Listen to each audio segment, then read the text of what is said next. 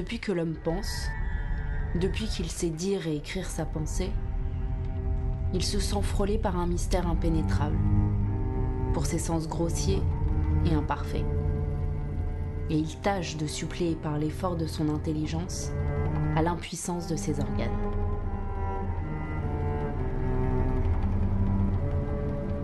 Et nous sommes entourés d'inconnus inexplorés. Donc tout est incertain et appréciable de manière différente. Tout est faux, tout est possible, tout est douteux.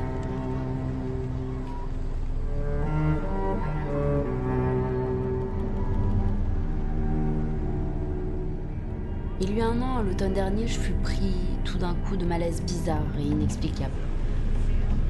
Ce fut d'abord une sorte d'inquiétude nerveuse qui me tenait en éveil des nuits entières. Une telle surexcitation que le moindre bruit me faisait tressaillir. Mon humeur s'aigrit. J'avais des colères subites, inexplicables. J'appelai un médecin qui ne me trouva rien et me prescrit du repos. Bientôt, je commençais à dormir, mais d'un sommeil plus affreux que l'insomnie.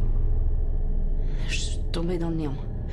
Dans un néant absolu, dans une mort de l'être entier dont j'étais tiré brusquement, horriblement, par l'épouvantable sensation d'un poids écrasant sur ma poitrine et d'une bouche qui mangeait ma vie sur ma bouche. Figurez-vous un homme qui dort, qu'on assassine, et qui se réveille avec un couteau dans la gorge, et qui râle couvert de sang, qui ne peut plus respirer, qui va mourir, qui ne comprend pas. Voilà.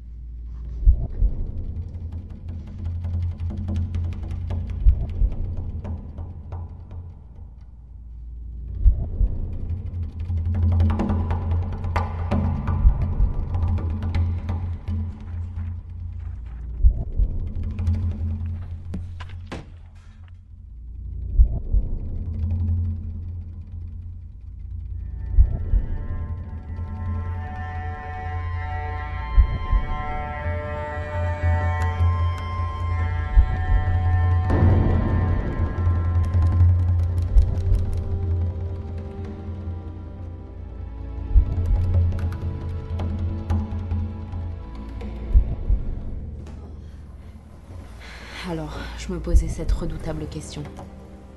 Qui donc était là, toutes les nuits près de moi? L'être? Je l'ai baptisé le Horla. Donc le Horla ne me quittait plus. J'avais jour et nuit la sensation, la certitude de la présence de cet insaisissable voisin. Et la certitude aussi qu'il prenait ma vie, heure après heure, minute après minute. Un être nouveau, qui sans doute se multipliera bientôt, comme nous nous sommes multipliés, vient d'apparaître sur la terre.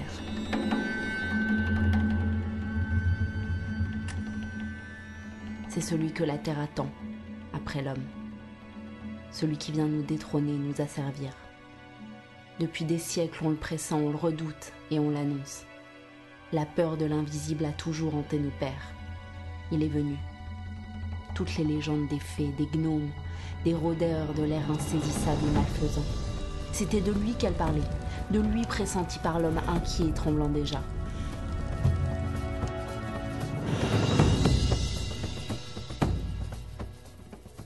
Il rôde, inquiet lui-même comme les premiers hommes, ignorant encore sa force et sa puissance qu'il connaîtra bientôt, trop tôt.